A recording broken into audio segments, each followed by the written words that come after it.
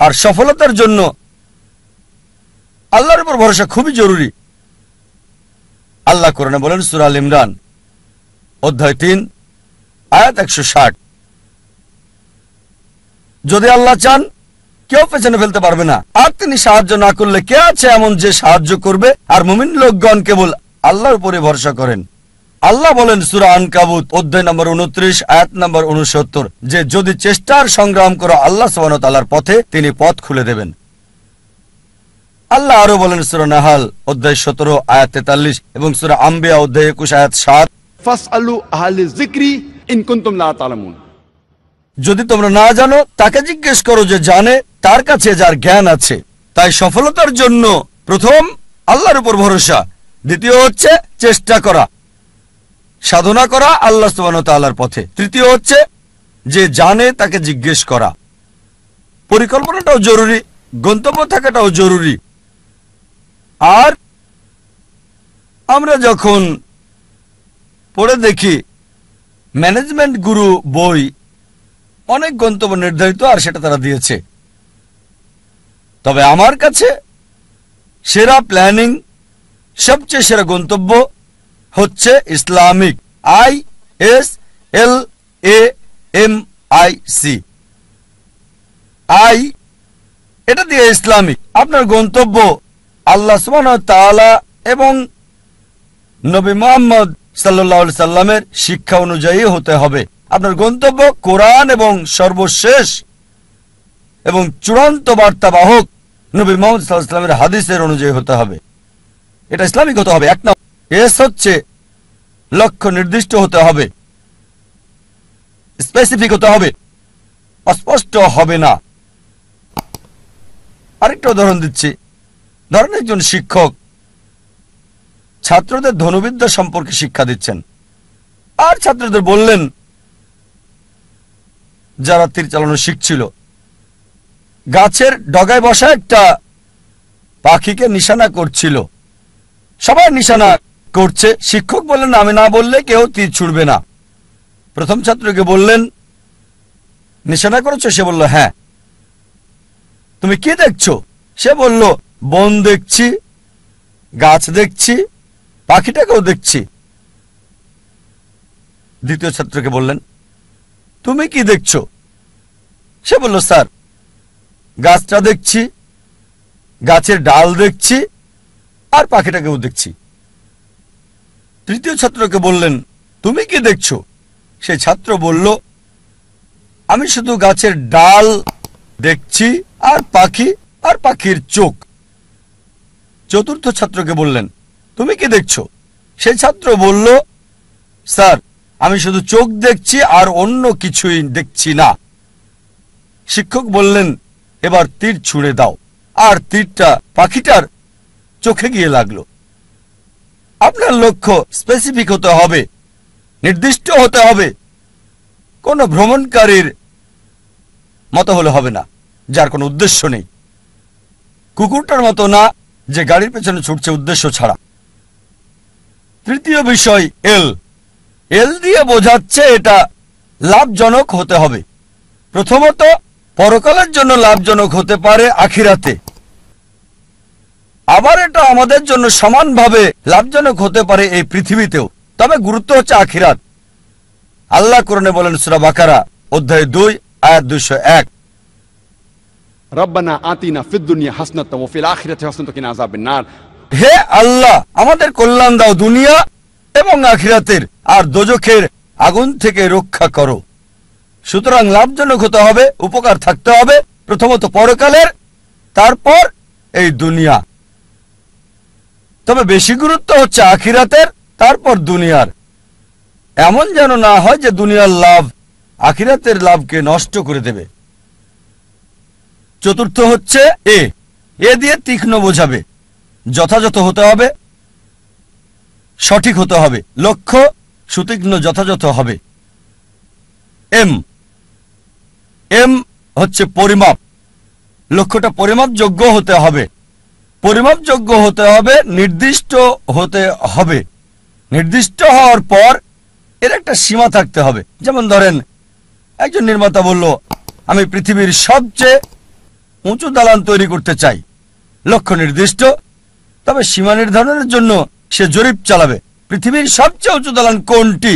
আর সে জানল Burj আল খলিফা, এর উচ্চতা 828 metre নির্দিষ্ট। এখন তার লক্ষ্য হচ্ছে তাকে এমন দালান বানাতে হবে যেটার উচ্চতা 828 মিটার চেয়ে বেশি। এটা হচ্ছে নির্দিষ্ট আর পরিমাপযোগ্য। যদি পরিমাপযোগ্য হয় মনিটর করা যাবে কতটুকু তৈরি করেছেন, আপনার লক্ষ্যের কতটুকু কাছে গেছেন আপনি। এরপর হচ্ছে নিয়ত। আমাদের প্রিয় নবীজি মুহাম্মদ সাল্লাল্লাহু আলাইহি ওয়াসাল্লাম বলেছেন, এটা আছে সহিহ বুখারীতে ভলিউম নাম্বার 1 অধ্যায় নাম্বার 1 বুক অফ ফেথ হাদিস নাম্বার 1, বুখারীর প্রথম হাদিস, ইন্নামাল আমালু বিন্নিয়া। আপনার কর্ম বিবেচনা করা হবে নিয়তের উপর। আপনার নিয়তের উপর পুরস্কৃত হবেন। আপনার নিয়তটা যেন হয় আল্লাহ এবং রাসূলুল্লাহ সাল্লাল্লাহু আলাইহি সাল্লামের সন্তুষ্টির জন্য।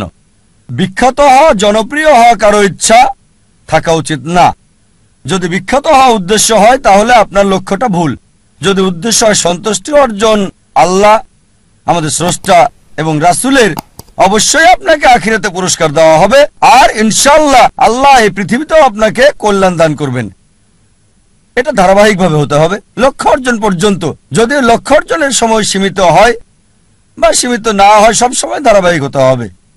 যেমন ধরেন আপনার লক্ষ্য হচ্ছে রমজান মাসে অন্তত কোরআন পড়তে চান প্রতিদিন 1 পারা, তা আপনার টার্গেট আছে প্রতিদিন 1 পারা পড়বেন। এভাবে ধারাবাহিক প্রতিদিন রমজান মাসে কোরআনের 1 পারা করে আপনি পড়েন। রমজান শেষে পুরো কোরআন হবে শেষ অন্তত 1 বার। যদি সময় সীমিত না হয় হয়তো বলতে পারেন আমি প্রতিদিন করে পড়তে চাই, একটা টার্গেট সেট করলেন, প্রতিদিন পড়বেন আধা পারা বা হতে পারে 1 পারা, এভাবে শুরু করলেন। যখন আপনি শুরু করলেন এই পড়াটা আধা পারা বা 1 পারা একদিনে, আর জীবনের শেষ দিন পর্যন্ত এভাবে ধারাবাহিক হলেন, আমাদের প্রিয় নবীজি মুহাম্মদ সাল্লাল্লাহু আলাইহি ওয়াসাল্লাম বলেছেন, এটা আছে সহিহ মুসলিম ভলিউম 1 বুক অফ সালাহ অধ্যায় 272 হাদিস নাম্বার 1711। তিনি বলেছেন যে এক লোক নবীজির কাছে বলল, সবচেয়ে ভালো কাজ কোনটি যা আল্লাহ পছন্দ করেন? নবীজি বললেন, আল্লাহ সেই কাজ পছন্দ করেন যেটা ধারাবাহিকভাবে করা হয়, সেটা ছোট কাজ হলেও। একবারে অনেক কাজ করাচ্ছে ধারাবাহিকভাবে কম করাটা ভালো। তাই যে কাজটা নিয়মিত করা হয় সেই কাজটা একবারে অনেকগুলো কাজ করাচ্ছে বেশি ভালো। তাই লক্ষ্যটা হতে হবে ইসলামিক। প্রথমটা ইসলামিক, দ্বিতীয়টা সুনির্দিষ্ট প্রাসঙ্গিক, তৃতীয় লাভজনক কল্যাণকর, চতুর্থ তীক্ষ্ণ যথাযথ, পঞ্চম পরিমাপযোগ্য যা মনিটর করা যাবে, ষষ্ঠ হচ্ছে নিয়ত আল্লাহর সন্তুষ্টির জন্য হতে হবে, সপ্তম ধারাবাহিক হতে হবে।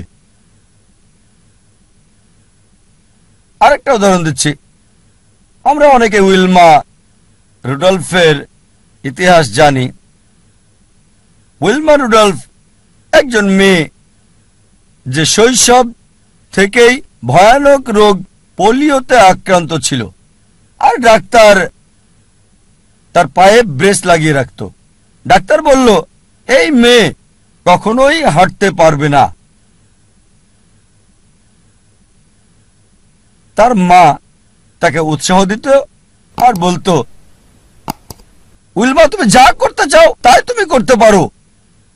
এভাবে মা মেয়েকে উৎসাহ দিত। উইলমার বয়স যখন 9 তখন পায়ের ব্রেস খুলে ফেলে সে পৃথিবীর দ্রুততম মানবী হতে চায়। এটা ছিল তার ইচ্ছা, ছিল তার লক্ষ্য। 9 বছর বয়সে ব্রেস খুলে ফেলার পর 13 বছর বয়সে জীবনের প্রথমবারের মতো দৌড়ে অংশগ্রহণ করল সে, এবং পরাজিত, সবার শেষ অবস্থান। তবে তারপরও সে ধারাবাহিক চেষ্টা চালিয়ে যাচ্ছে, হেরে যাচ্ছে, আবার চেষ্টা করছে। একসময় অলিম্পিকে খেলার যোগ্যতা সে অর্জন করেছে। এটা বাস্তব গল্প, কোনো বানানো গল্প না, মনোরঞ্জনের গল্প না। যখন অলিম্পিকে খেলতে আসলো 1960 সালের অলিম্পিকে মহিলাদের 100 মিটার দৌড়ে সে প্রথম হয়েছিল, স্বর্ণপদক পেল। 200 মিটার দৌড়েও মহিলাদের মধ্যে স্বর্ণপদক পেল। সে 400 মিটার দৌড়েও স্বর্ণপদকটা জয় করে নিল। 100 গুণ 4 মহিলাদের মধ্যে 1960 সালের অলিম্পিকে সে 3টি সোনা জিতেছিল এবং ইতিহাস রচনা করেছিল। একজন প্যারালাইজড, একজন অচল মহিলা, পোলিও আক্রান্ত, সে পৃথিবীর দ্রুততম মানবী হল 1960 সালের জন্য। আমরা দেখলাম যে উইলমা লক্ষ্য স্থির করেছে। আর যদি ম্যানেজমেন্ট গ্রুপ বই পড়েন, এই বিষয়গুলো তাতে আছে। স্মার্ট গোল বইয়ে আছে, বিস্তারিত আমি বলছি না। তবে চলুন দেখি সে কতটুকু মূল টার্গেট পূর্ণ করেছে ইসলামিক ভাবে। প্রথম হচ্ছে লক্ষ্যটাকে ইসলামিক ছিল, লক্ষ্যটাকে কোরআন সুন্নাহ অনুযায়ী ছিল। তার ব্যক্তিগত জীবন জানি না, তবে এটা জানি সে মুসলিম না। স্রষ্টার জন্য করেছিল কিনা সেটাও জানি না। দ্বিতীয় হচ্ছে লক্ষ্যটাকে নির্দিষ্ট, হ্যাঁ নির্দিষ্ট। সে পৃথিবীর দ্রুততম মানবী হতে চেয়েছে। এটা লাভজনক, কল্যাণকর, হ্যাঁ এই পৃথিবীর জন্য লাভজনক। সুনাম পেয়েছে, সম্মান পেয়েছে। তবে আখিরাতের ব্যাপারে আল্লাহ জানেন, আমি জানি না। আখিরাতে এই অলিম্পিক জয়ের সোনা কোনো কাজে আসবে কিনা। যদি না তা করা হয় আল্লাহ সুবহানাহু ওয়া তাআলার সন্তুষ্টির জন্য। এটা কি সুতীক্ষ্ণ এবং যথাযথ ছিল? হ্যাঁ ছিল। এটা পরিমাপযোগ্য ছিল কি? হ্যাঁ। সে জানতো কে বিশ্বের দ্রুততম মানবী। সময়টা হয়তো 9 সেকেন্ড, 10 সেকেন্ড বা 11 সেকেন্ড ছিল, পরিমাপযোগ্য ছিল। আর সে চর্চা করলো, লক্ষ্য অর্জন করলো। তারপর নিয়তটা কি ছিল? সুনাম অর্জন করা। অবশ্যই তা পেয়েছে। আল্লাহকে খুশি করা উদ্দেশ্য ছিল কিনা আমার সন্দেহ। তারপর ধারাবাহিকতা ছিল, হ্যাঁ ধারাবাহিক ছিল, নিয়মিত চর্চা করেছে। যদিও হেরেছে অনেকবার, জয় করল পৃথিবীর দ্রুততম মানবী। আপনাদের আরেকটা উদাহরণ দিচ্ছি লক্ষ্য নির্ধারণের। ভিন্নতা দেখিয়ে একজন মানুষের উদাহরণটা বলছি আপনাদের। একজন মানুষ যার সম্বল ছিল সামান্য, কিন্তু তিনি লক্ষ্যের চূড়ায় পৌঁছেছেন। যে মানুষ, যে ব্যক্তিটি আমার জীবনকে বদলে দিয়েছেন, শরীরের ডাক্তার থেকে আত্মার ডাক্তার করেছেন, আমি নিশ্চিত আপনারা তাকে চেনেন। তিনি হচ্ছেন শেখ আহমেদ দিদাত। চলুন তার লক্ষ্য নির্ধারণ দেখি। শেখ আহমেদ দিদাত, যদি আপনারা তার জীবনী পড়েন তাহলে দেখবেন যে পড়ালেখা করেছেন 6ষ্ঠ শ্রেণী পর্যন্ত মাত্র। তার কারণ ছিল সাংসারিক অভাব। বাধ্য হয়ে পড়ালেখা ছেড়ে দেন তিনি। 6ষ্ঠ শ্রেণী পাশ করার পর লেখাপড়া ছাড়তে বাধ্য হলেন। সামান্য সম্বল নিয়ে নিজের দেশ ভারত জন্মস্থান ছেড়ে চলে গেলেন দক্ষিণ আফ্রিকায়। তিনি কাজ করতেন সেলসম্যানের, ফার্নিচারের দোকানে দোকানে, ড্রাইভিংও করেছেন তিনি ইত্যাদি। আর দক্ষিণ আফ্রিকায় থাকাকালীন তিনি নিয়মিত খ্রিস্টান মিশনারিদের বিড়ম্বনা শিকার হতেন, যারা বলতো ইসলাম একটা অনুপযোগী ধর্ম, নির্দয় ধর্ম। তারা ইসলামকে আক্রমণ করত। আর যেহেতু হ্যারাসমেন্টের শিকার, তার মনে একটা ইচ্ছা আসলো, ইসলামের বিরুদ্ধে সব অভিযোগের আমি উত্তর দিতে চাই সেই সব খ্রিস্টান মিশনারিদের। এই খ্রিস্টান মিশনারিদের ইসলামের বিরুদ্ধে বলার উপযুক্ত জবাব দিতে চাই। চিন্তা করেন, 6ষ্ঠ শ্রেণী পর্যন্ত পড়া একজন মানুষ। তবে অবশ্যই আল্লাহর উপর ভরসা ছিল। তিনি চেষ্টা করেছেন। একটা বই তাকে বেশ নাড়া দিয়েছিল, ঘরের মধ্যে ময়লা জমে থাকা একটা বই। এই বইটা তাকে নাড়া দিয়েছে, যেটার নাম ইজারুল হক, সত্যের প্রকাশ, লেখক মাওলানা রহমতুল্লাহ কিরানবী। আর ওই বইয়ে লক্ষ্যের নির্দেশনা পান। এভাবে শুরু করেছিলেন আর 40 বছর ধরে সংগ্রাম করেছেন। তিনি চ্যালেঞ্জ করেছেন খ্রিস্টান ধর্মের রথী মহারথীদের। চিন্তা করেন, 6 পাস একজন মানুষ 40 বছর সংগ্রাম করেছেন, পৃথিবীর সেরা খ্রিস্টানদের সাথে চ্যালেঞ্জ করেছেন। এমন একটা ঘটনা 1986 সালে তিনি বিতর্ক করেছিলেন পাদ্রী জিমি সোয়াগাটের সাথে। আর 80-র দশকে এই জেমি সোয়াগাট ছিল 1 নাম্বার, সবচেয়ে ক্ষমতাধর, সবচেয়ে বিখ্যাত খ্রিস্টান টিভি বিতার্কিক। তার বিতর্কের কয়েক সপ্তাহ আগে শেখ দিদাতের এক ভক্ত বলল, শেখ আহমেদ দিদাত, আমি আপনার ভক্ত, আপনাকে একটা উপদেশ দিচ্ছি। এই জেমি সোয়াগাটকে আমি চিনি, তার সম্পর্কে আমি জানি, তার সাথে বিতর্ক করবেন না, আপনাকে হাসির পাত্র বানাবে আর ফু দিয়ে উড়িয়ে দেবে। চিন্তা করেন, একজন ভক্ত আহমেদ দিদাতকে উপদেশ দিচ্ছে জেমি সোয়াগাটের সাথে ডিবেট না করার জন্য। আমি তাকে চিনি, আপনাকে হাসির পাত্র বানাবে আর ফু দিয়ে উড়িয়ে দেবে। যে লোক সবচেয়ে বিখ্যাত টিভি ব্যক্তিত্ব, টেলিভিশনের মালিক, যার বাজেট ছিল দৈনিক $1 মিলিয়ন বেশি সুনাম অক্ষুণ্ণ রাখার জন্য, আমাদের শেখ আহমেদ দিদাত, মাশাআল্লাহ, তার সাথে আল্লাহ ছিলেন। তিনি ইউএসএতে গেলেন, ওই খ্রিস্টান মিশনারির শহরে, সে যে দেশে খুবই বিখ্যাত। তিনি গেলেন, বিতর্ক করলেন, আর আলহামদুলিল্লাহ সুম্মা আলহামদুলিল্লাহ, আল্লাহর সাহায্যে তিনি টেবিলটাকে উল্টে দিলেন।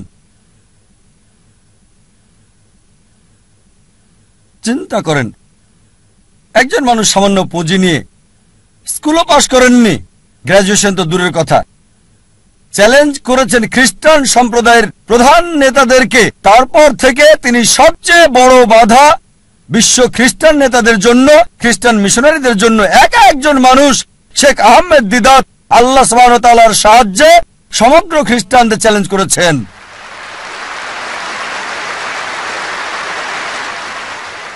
এবার তার লক্ষ্য নির্ধারণ দেখি। 1 নাম্বার হচ্ছে ইসলামিক। প্রথমে এটা কি ইসলামিক ছিল?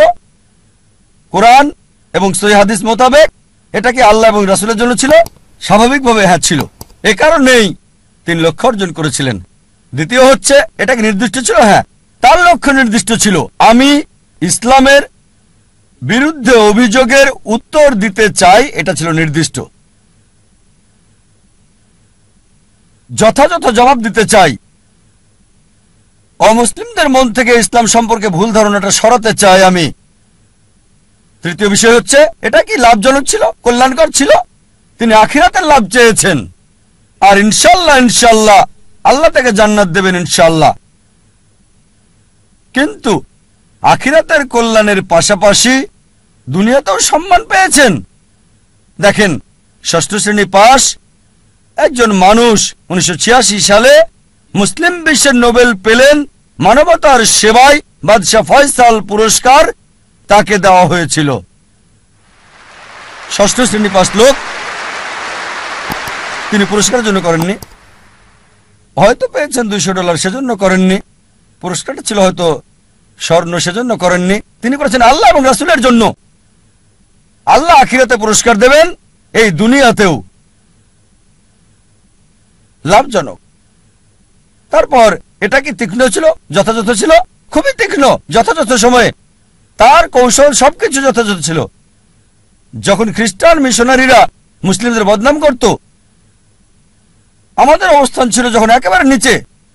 এই মানুষ শেখ আহমেদ দিদাত হাজার হাজার তরুণকে অনুপ্রাণিত করেছিলেন, এবং আমাকেও। অন্তত আমরা মাথা উঁচু করে দাঁড়াতে পারি ভালোভাবে। তারপর এটা কি পরিমাপযোগ্য? হ্যাঁ। তিনি কি করলেন?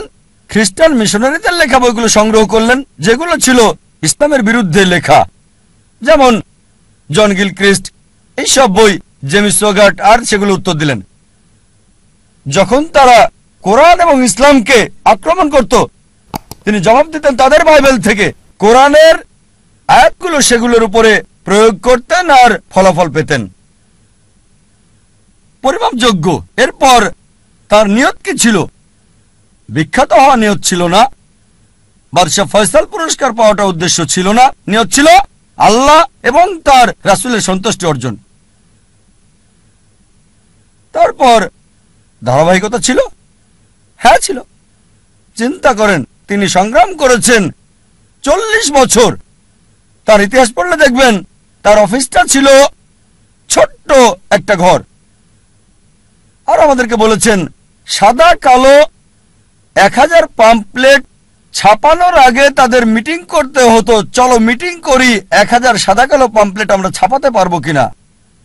মাশাআল্লাহ, ধারাবাহিক লক্ষ্যে পৌঁছার আগ পর্যন্ত সংগ্রাম করেছেন।